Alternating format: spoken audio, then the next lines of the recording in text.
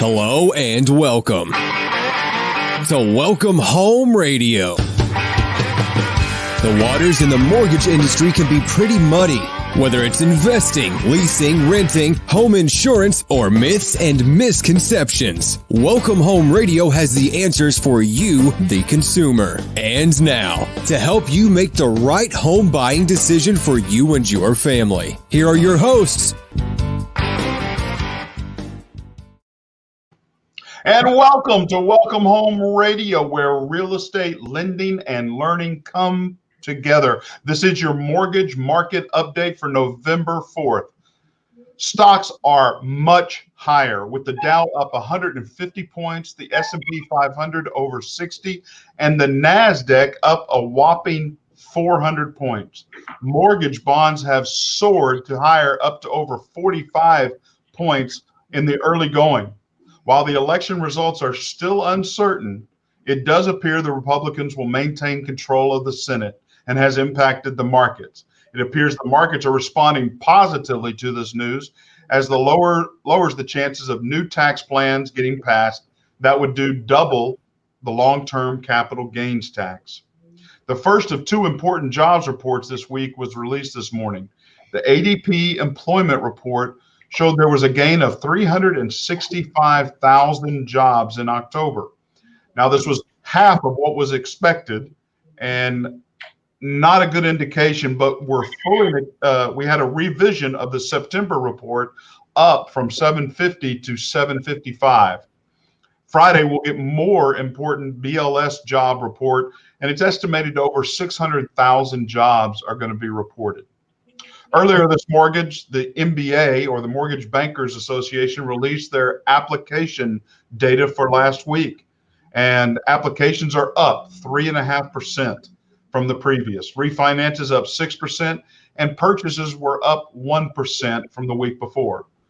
Purchases are not higher due to inventory issues, not due to any other issue of desire. If more homes were available, there would be more homes for purchase.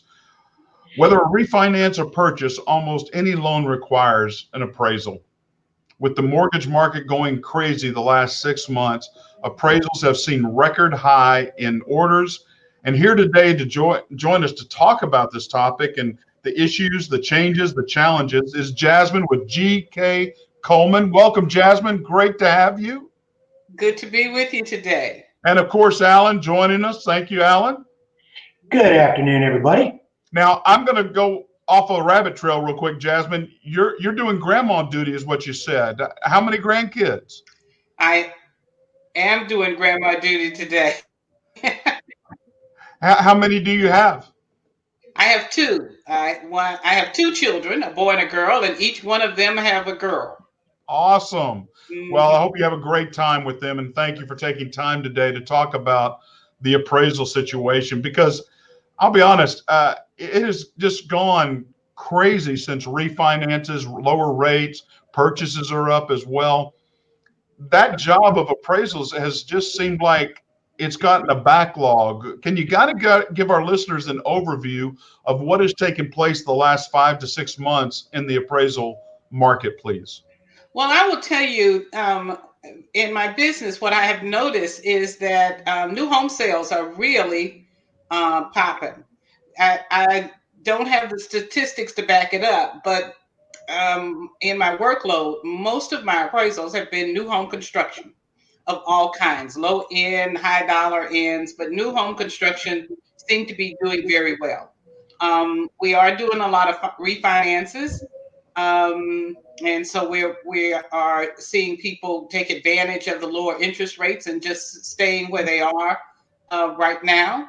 I'm not saying that resales are not happening, but I do think that the new home sales and the refinance seem to be dominating our work probably the last 4 or 5 months. Well, what's going on in the resale market is inventory. So you have a lot of people trying to get the same homes. Inevitably, they get frustrated. We're all people. We all have human emotion. And eventually, some of those go to new construction. They're building. Some of them have inventory on the ground. So that's a contributing factor too. There's just not a lot of inventory in resale. Yeah. The other thing I wondered about is with the new home sales, construction was always a part of essential workers. And so the construction workers could continually work. So that gave more credence for builders to put spec homes down or to finish, projects and subdivisions that they had working. So I think that that's a part of it too. The fact that the construction industry just wasn't impacted as much by the pandemic as some of the other, because, and I will tell you, when we go into a house, an existing house as an appraiser, because appraisers are seasoned. We won't say that they're old, but they've been around for a while. They've seen a lot of seasons. We go in and we're careful. We're still wearing masks, and many of us glove up when we go in, just because we don't know, and because we're in a vulnerable age category. Well, this leads me to a great question for you, Jasmine, because for the first time ever in my real estate career, I had an appraiser not go to the house and do the appraisal. There was a form, I forget what it is, a 1039 or something 99, or I got a note saying, we're not going to the house. Please do all you can to promote it or whatever. Well, unfortunately, it wasn't one of those homes with a lot of upgrades. And so there wasn't much to say other than the few things, but the appraisal came in bad. And there's not much we can do about it. Fortunately, everybody, we worked through it. But first time ever, I thought appraisers had to go, at least in the neighborhood on the outside. Did not know. I guess the pandemic has created situations where there's a form you fill out and you don't go. Is that true? That is true. You don't go. And now there are two responses to it. The question the appraiser has to ask, if the property is occupied, first of all, how does the appraiser feel? Do you feel good? Do you have a fever or cough or underlying condition? Because the appraiser can say, listen, I may be infected and I don't want to infect anybody else, so I would rather not go in the house. Then the other question, if the appraiser feels comfortable, the appraiser can ask about the residents in the house.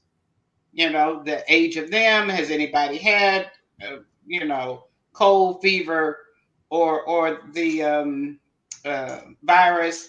And then the appraiser can make a decision based on the residents of the house. I'm going to assume the appraiser was sick because I was the listing agent. Nobody reached out who lives there. Are they healthy? Have they had any symptoms? So it could have been on the appraiser side. Yeah, I just thinking maybe good point you just made.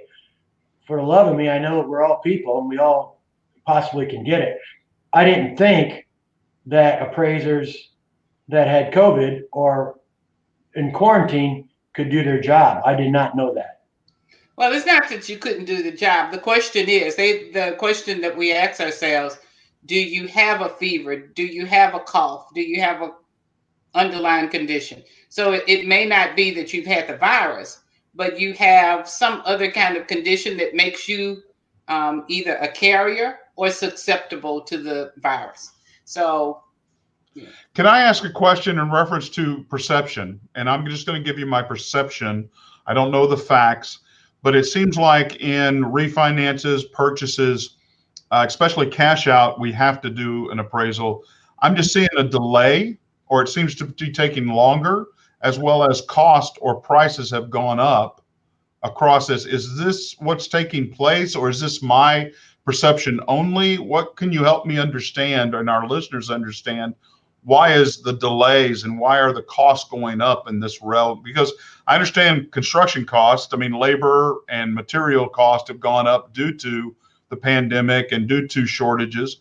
But help me understand in this evaluation of an appraisal, what cost may have gone up or why delays, or understanding the industry, I guess, a little bit more.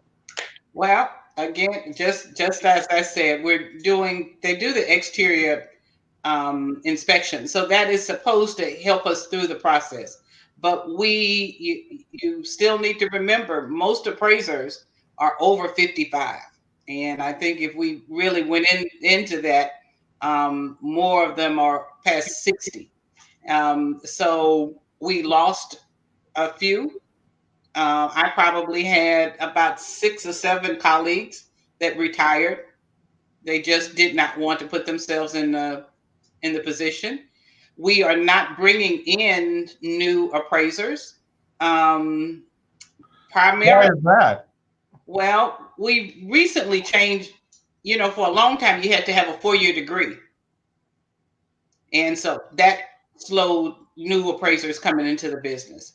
We changed that, so now you still have to have some college, and they've got some alternate ways for you to get that education coming into the business. But just think about how much an appraiser gets paid on a $300,000 home, and how much a real estate sales agent would get paid on that same loan. If you had to make a choice of whether going into sales or going into appraisal, the sales check is definitely going to be bigger than the appraisal check. Now you can do a lot of appraisals and make money, but you are working. Okay.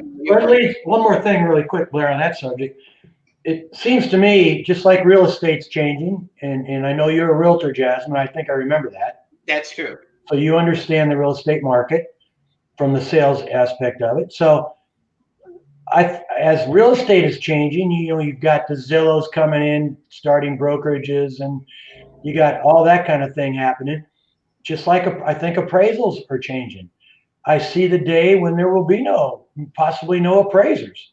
Things will be electronic. They'll be comped. They're going to be, maybe something in the air. You're going to do a drone flyby? Is that what you're saying?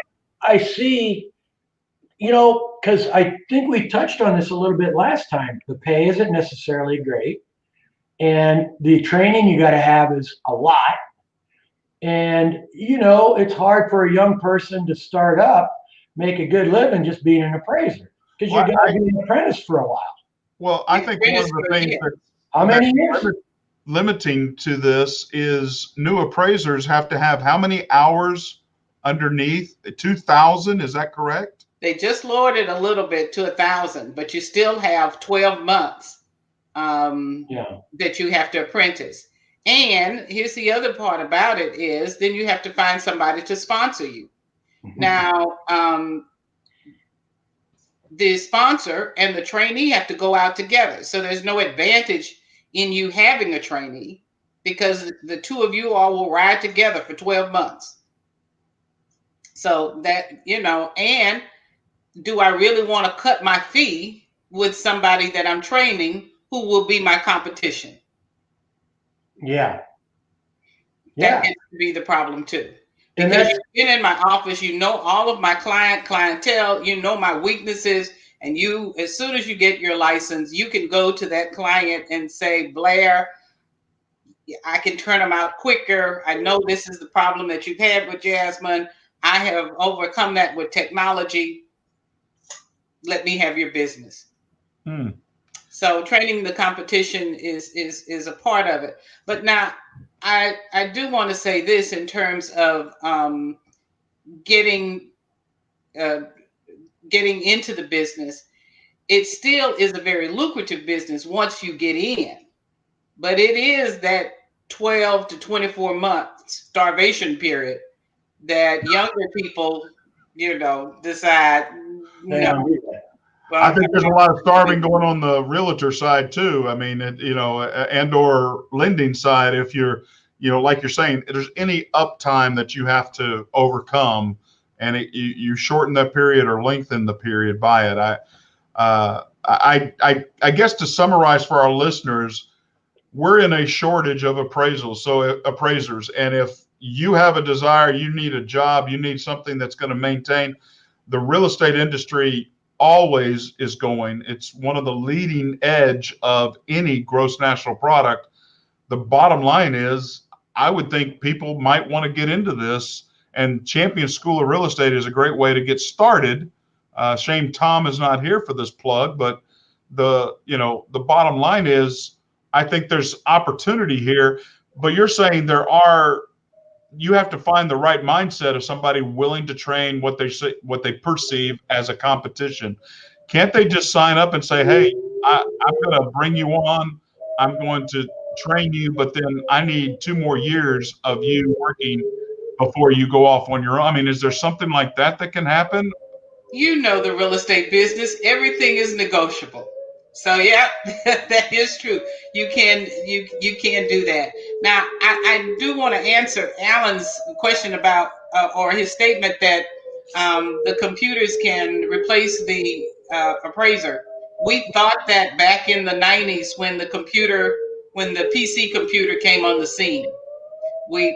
Many of us were, a little worried about our job being relegated to AVMs, artificial intelligence. And my father and I were doing an appraisal, and I was telling him that we needed to come up with something else to do because this was going to be an issue. And we were appraising a house, Alan, and the outside of the house looked really nice. Neighborhood, really nice. Opened the door, and the smell was horrible. Just a horrible smell. But the house was neat and clean. Couldn't figure out where that smell was coming from until I looked in the fireplace. And the residents, I don't know whether, whether they didn't have utilities, but they had a spit and they had been cooking some meat in the fireplace. And so the grease from the meat in the fireplace. And my dad looked at me and said, as long as people will cook meat in the fireplace, the appraiser will always have a job. There's no way that a computer would be able to pick up this kind of problem. Yeah, it wasn't so much a statement as more of a, you're wondering where the business is going. I only awoke to that when nobody went and did my appraisal. I got a number which was very, very low, substantially low. And I was very fortunate that I had an investor who had money, could let it go and just want it out. But it was very awkward. And I don't want human beings to go away ever. I want them to go eat the meat out of the fireplace. Trust me. Yeah. Because I think people do a better job than, just a number. You got to know the panache of the house, and you got to be in that neighborhood. You kind of got to get it. Some people see that, and certainly when you buy a house, you are looking at all those factors. It's emotional when you're buying a house, but you and me are more and Blair on the financial end of it, which keep the emotion out of it. Let's try to do this correctly. And but I'm all for appraisers to keep. I want appraisers. I don't want people sending me the 1099 form that says I'm not going because I'm sick. I want people to go. And in fact, I got one at 2:30 today. So if I get off here, I'm just praying that it goes well. Is all. But other than that. Now, I do want to say this. the market is changing. I probably saw 3 short sales in August and probably 2 in September. And I hadn't seen a short sale come across my appraisal desk in probably 6 or 7 years. So I want to say, say it again. Can I ask what the price range was on the short sales? Like 175, 195, that lower tier. Yeah, that's odd. Okay. Mm-hmm. Yeah. But I was in a subdivision. I had 5 sales. 2 were short sales. Wow. So when you come into the market now, everybody wants me to use only the 3 sales that were not short sales. Everybody wanted me to use that. Cool. But I've got to tell the lender, listen, in this market, something is beginning to happen. Yeah. I do have a question that I'm very intrigued by, because in the last, I'm going to say last 9 to 12 months, I have seen record number of what we call PIWs.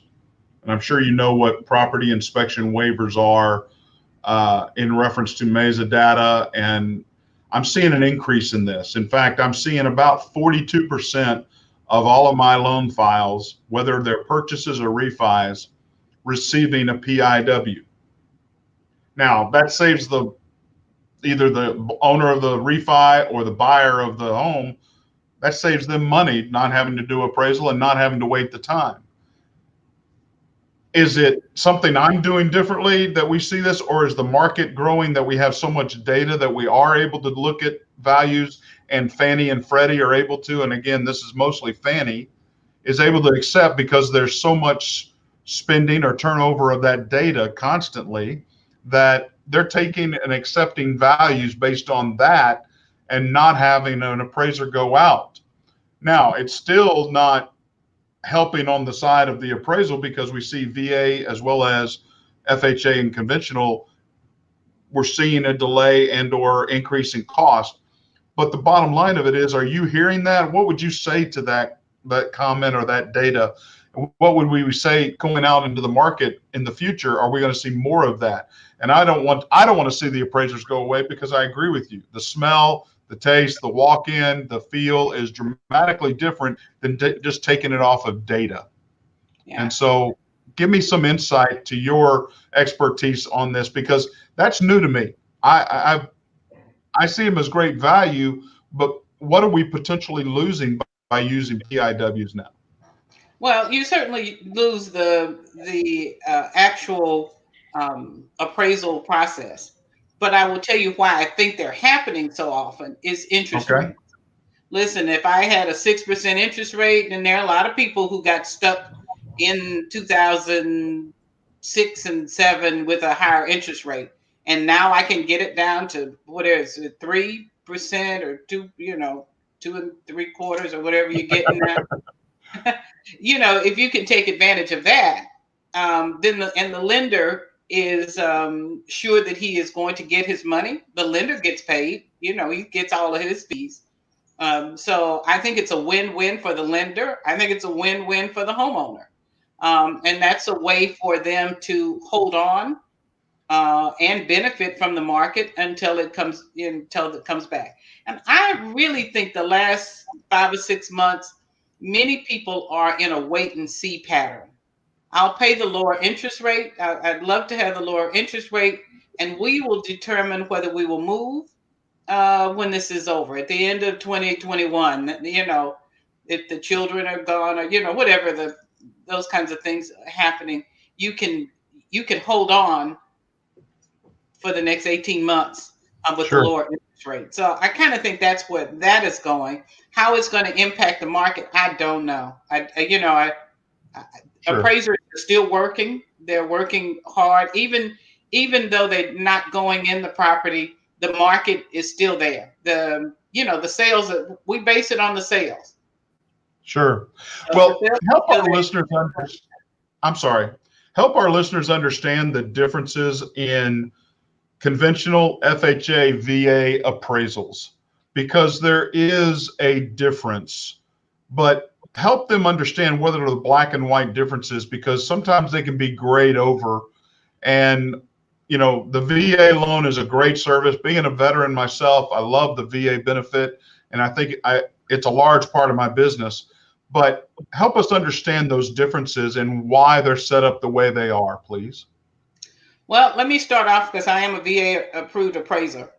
VA has a list, an approved list of appraisers, and you must meet VA's qualifications in order to get on that list. They open the list up maybe about every 10 years, depending on need. With that VA list, they just go down the list one after another. It's rotating list, and appraiser is assigned a property, and that appraiser and that property will go together. So if you don't like me as an appraiser, you can cancel. But when you order again, then VA will send that appraisal to me. And that's to keep it so that everybody gets a fair shake of work, and there is no collusion between the appraiser and any one mortgage company or any one sales agent. So they just rotate it down. Okay. VA has this motto: look out for the veteran. That's what they say. What does the veteran? What's in the best interest of the veteran? So that's what the appraiser is supposed to do. Look out for the veterans. We certainly don't want the veteran to overpay or to get in a market that's, or to have a property that needs repairs, soon after he gets in. Let me put this into context where I had one experience on a VA mortgage, to the point the appraiser required there was a tree from the neighbor's yard extending over, and the tree limb was over, I'm going to say over 24 inches in circumference, hanging over the fence, hanging over the house. And before the appraiser stated, the bottom line is the limb has to go. We don't want that falling through. We don't want, there's a danger here, where I had never seen that before. Those are things that they're, like you're saying, take the veteran into consideration. We're going to protect it. If there's any work, the work has to be done before the actual sale of the home. It can't wait or can't be negotiated afterwards. So there's a huge effort to look for the veteran, look forward and secure the veteran into a good home and not have to do any work afterwards. But now let's take it to the FHA conventional world, where it's a little bit grayer. Can you help us understand one's more flexible? Because sometimes Alan may just say, hey, only conventional offers only. Why is that? What would be the reasoning? Well, and you mentioned it with conventional, again, everything is negotiable in real estate. Listen, I know the carpet is worn, but I was going to replace it anyway. So just give me $3,000 or $4,000 and I'll replace the carpet after the sale. And my color, the color I want, the deep purple I want. So conventional allows some negotiation on repairs, on when they're completed. If the lender is okay with it, the buyer and the seller can come up with all kinds of things in order to take care of repairs. Also, with conventional, the seller can do the repairs himself, and anybody can approve them. Sometimes with VA says, appraiser, go back out, see that they're done, and see that they're done with quality workmanship and material. I'm not quite sure that I get that on all conventional loans. There are some lenders that do require you to go back, but there's some lenders that if the seller says that they're done, the buyer looks at them and he says, I'm satisfied, they go on. Okay. So conventional has a lot more flexibility. And in fact, I hear this when we do some of the other loans.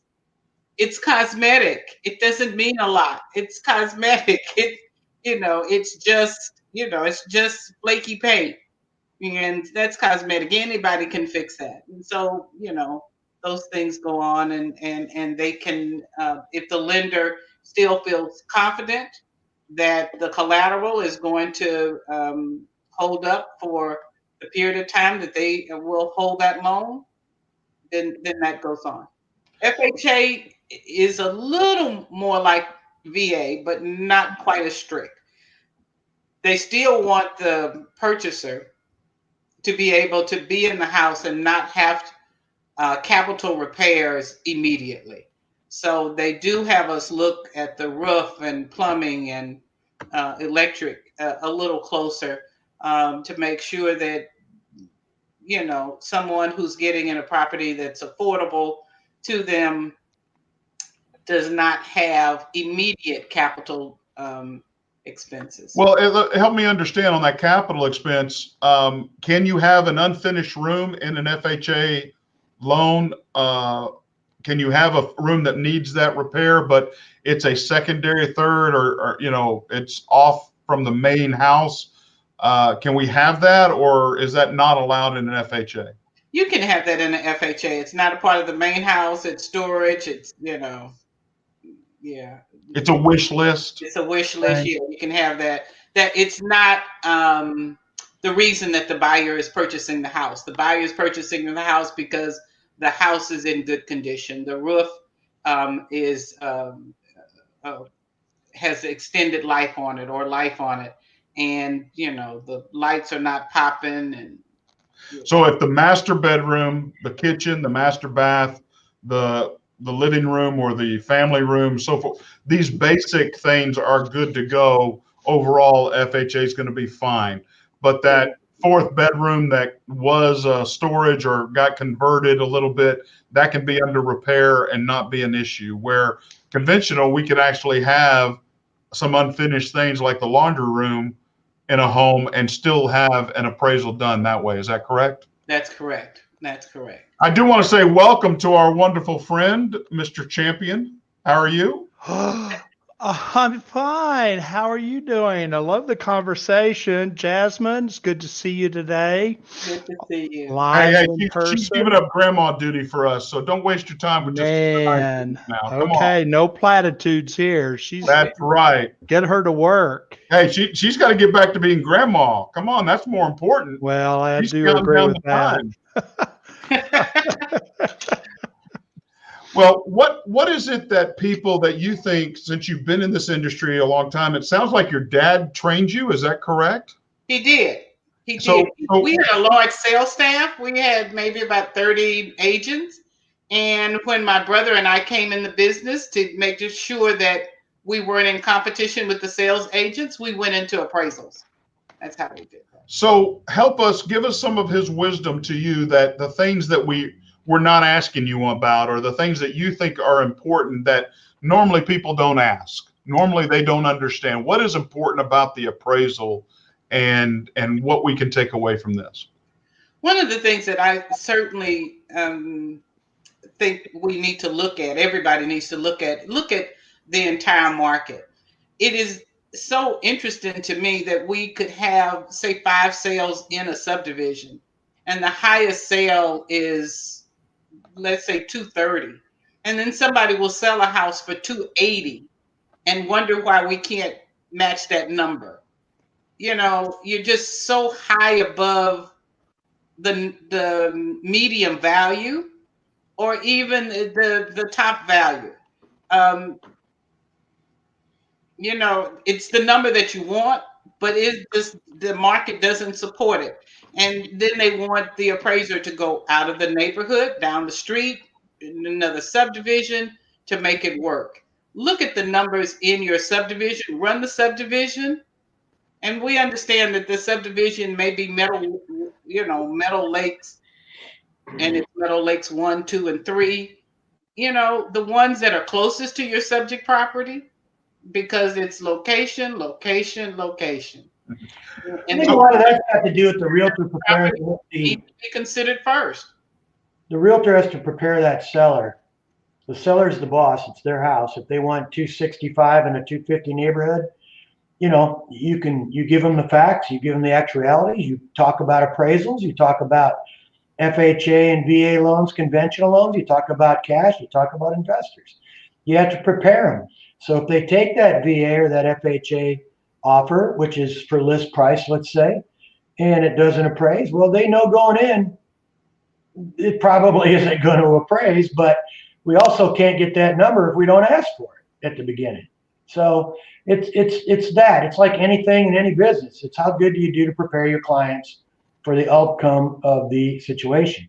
The hard part, I think, for any realtor, and as a realtor, you know this, is if there's just a big disconnect. It's only happened to me twice in 20 years where there was just a big disconnect in value. And it's always in that 230 to 270 range, it seemed like. And so for the most part, I think the appraisal thing works. Up and down markets are different too. You know, and as an appraiser realtor, I love your perspective on this. Appraisals, you know, as the market goes up, the appraisals are a little slower to follow value, and the opposite on the way down, they're just still a little bit higher, and blah, blah, blah. How do you see that as a realtor / appraiser? What do you feel about that?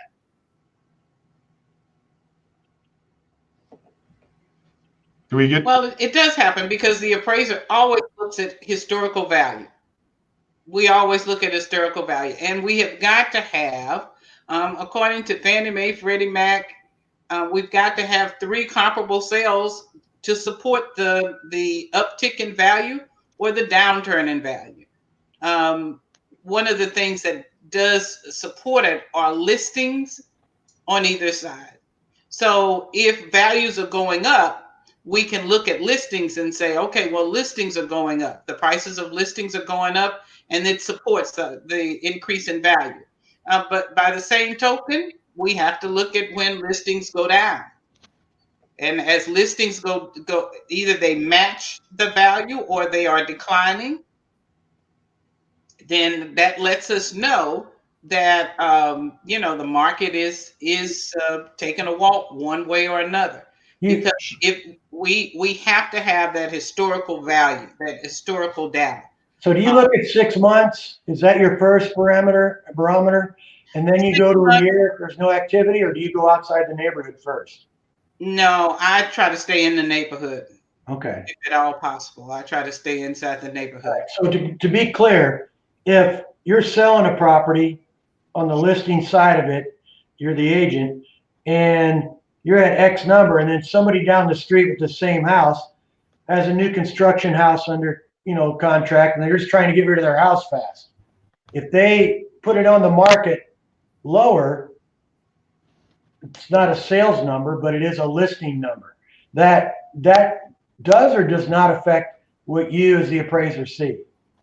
It does not affect. You know why? One sale, one listing does not make the market. Good. So I'm not looking at that one. So I need to look at the trend of everything that's going on in the neighborhood. So, you know, you have that one house that somebody's trying to get rid of. That's an outlier. We kick that one out. But if I have 3 where people are trying to get rid of it, right, now I can tell I've got a trend. That's the difference. Probably a cement factory going in right behind you. I'm sorry to interrupt. I want to ask Lynn, who's been listening to us, has asked a question, Jasmine. And are you seeing the market still climbing overall, or is it leveling out? They've asked because they have not seen any of their homes come in under value. So can you help Lynn understand what you're seeing as you have a broader look than she does? I would say in the Houston market, and there are pockets. Let me just say this. There are pockets of market where values are increasing, and there are pockets where they're just pretty much stable.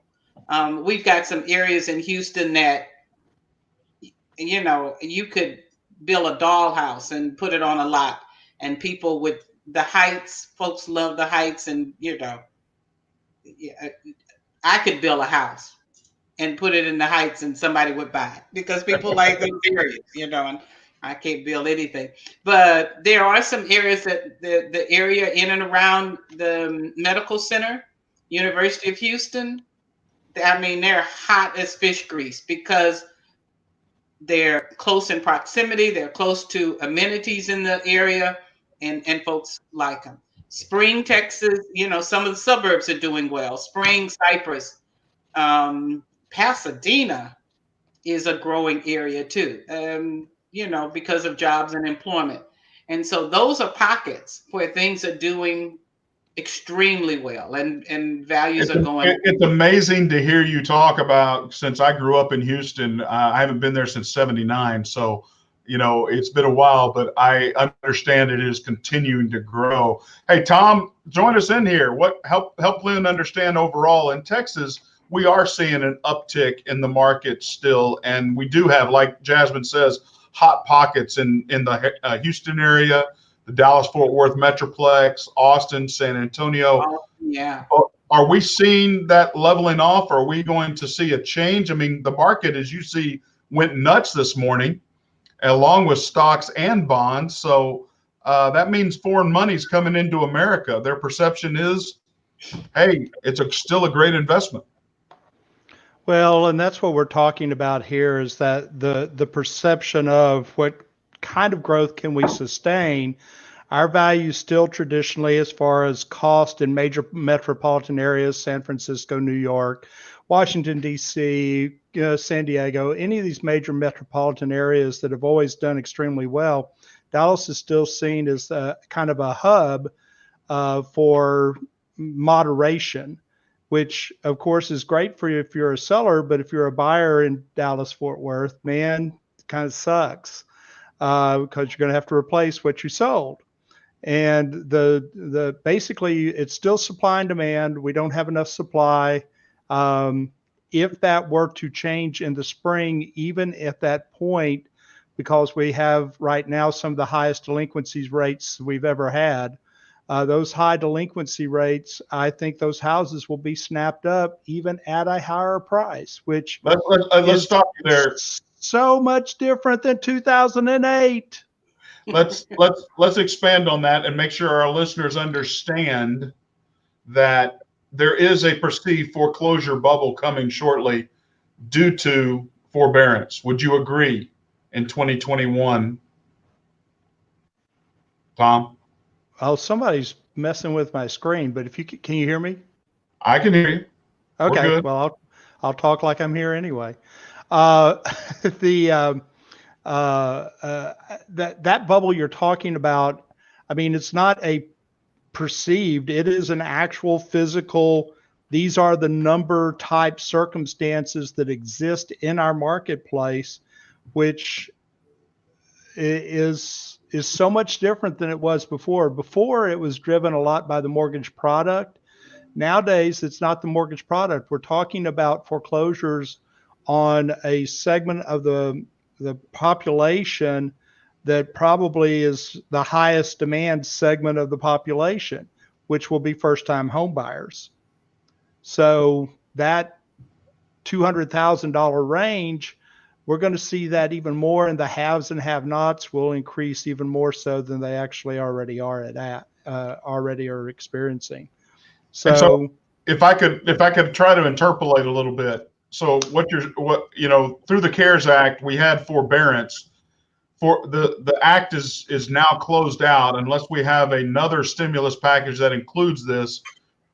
There is a large pocket of people that are going to have to come with a lot of money to get out of forbearance, or they're going to be foreclosed on. And you're saying this market is real. This is going to happen probably in the first or second quarter of next year. And so therefore there will be not a glut, but more homes on the market at that time. Well, and this, I mean, the reality of this, the real reality is that there are investors out there that are expecting their mortgage payments, and that's not because they're mean and snidely whiplash. They invested $200,000, $300,000, $400,000 in your house. You pay them back, and they're getting kind of panicked because what is that? That's insurance companies, it's pension plans, it's the federal government. So we're not going to be paying the federal government back. Great. That's very nice, sweet kind of chain thing to happen. The IRS doesn't like that. They can do something about it. Well, and the IRS doesn't have enough people. We're talking about then, again, the Federal Reserve's the one, of course, that is buying up our mortgage-backed securities. So they've already stated that they're almost tapped out. Well, this is a chain reaction. I will say this. and I've been talking about this in my CE classes about the GSE patch that's out there that allows lenders to loan at a higher DTI than is what is standard with Fannie and Freddie, and they've extended that. So that message came across yesterday, and I'm like, okay, well, we probably needed to pull back the tentacles a little bit to be conservative, and that's not going to happen. That's just a patch and a delay for what's inevitable. Well, Alan, I think you hit it right on the head. I really do. And so I hate to be a doomsdayer person because that's exactly what I sound like. But, we've been meaning to talk to you about that. Yeah, I know. But, one man's pudding is another man's pudding cake. Jasmine has the right quote. I have a question. So don't you think when these houses come on the market, we have so many cash investors that are going to snap it up? And I say that because I have some real estate holdings, and I get investors calling and waving cash at me every day. And I'm not ready to sell yet, so I've done more investor pre-approvals in the last 2 months ever, and that's because of exactly what I've been talking to them about, of getting prepared for January, February, March, the availability of homes in key areas. And I have about 3 investors that are strategically aligned for certain geographical demographics. They're going to snap them up. They've got the cash. They're ready to go. And so I don't want to get too far off because our listeners are important to us.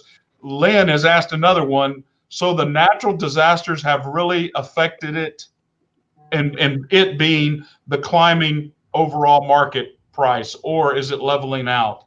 Natural disasters, have they really affected it at all or not? What would you all say, especially Houston, Jasmine? Well, Houston more than anything else. Oh, yeah. It is affected, but this, again, it's all about locations. There's some locations that flooded.